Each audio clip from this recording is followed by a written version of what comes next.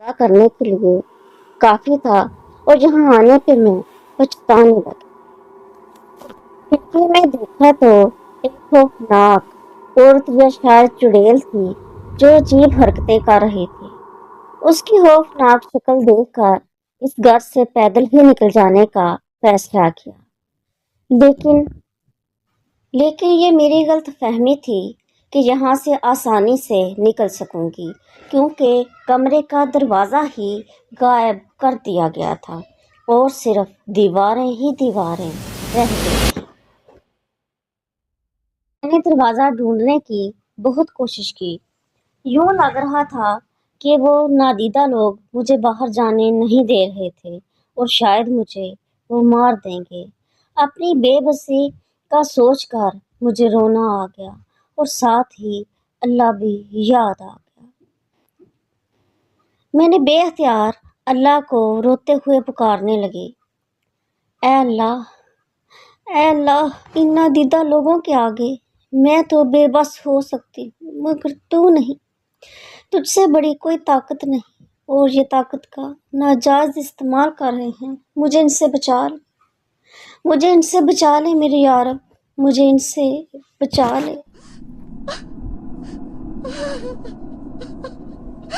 اچانک ہی اذان کی آواز آنے لگی اور ایک دم تیز روشنی محسوس ہوئی اور ساتھ ہی غائب ہوا دروازہ بھی نظر آنے لگا۔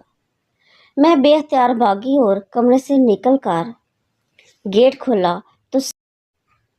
تو سامنے آفس کی گاڑی اور ڈرائیور موجود تھے۔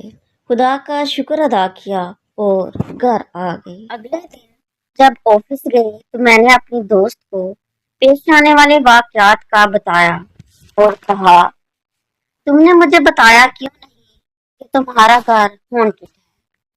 اس نے کہا کہ مجھے بھی کئی بار ایسا محسوس ہوا ہے، لیکن میں سمجھی کہ ایسا سب کچھ مجھے ہی دکھائی دے رہا ہے اور میرے ساتھ ہی پیش آ رہا ہے اور کسی کے ساتھ ایسا نہیں ہوگا۔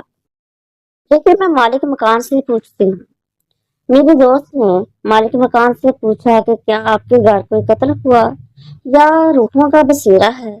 تو اس نے بتایا ایک دفعہ ایک کرایہ دار کی ڈیتھ اچانک ہارٹ اٹیک سے ہوئی تھی اور ہمیں پتہ نہیں چلا۔ ایک دن بعد بو پھیلنے پر اس کی ڈیڈ باڈی وہاں سے اٹھوا لی۔ اس کے علاوہ ایک ماں بیٹی کا قتل بھی یہاں ہوا تھا، شاید کوئی جائیداد کا معاملہ تھا۔ میری دوست نے پوچھا کیا اس ڈیڈ باڈی کو نہلایا گیا تھا یا اس کے لیے کسی دعا کا اہتمام کیا گیا تھا یا نہیں؟ مالک مکان نے سوچتے ہوئے کہا کہ نہیں، میں سمجھ گئی کہ یہ سب اسی وجہ سے ہو رہا ہے۔ جن مرنے والوں کا کفن دفن اور دعا خیر نہ کی جائے ان کی روح بھٹکتی ہی رہتی ہے اور بے سکون رہتی ہے۔ اگر یہ کہانی آپ کو اچھی لگی ہو تو لائک، سبسکرائب اور شیئر ضرور کیجیے گا۔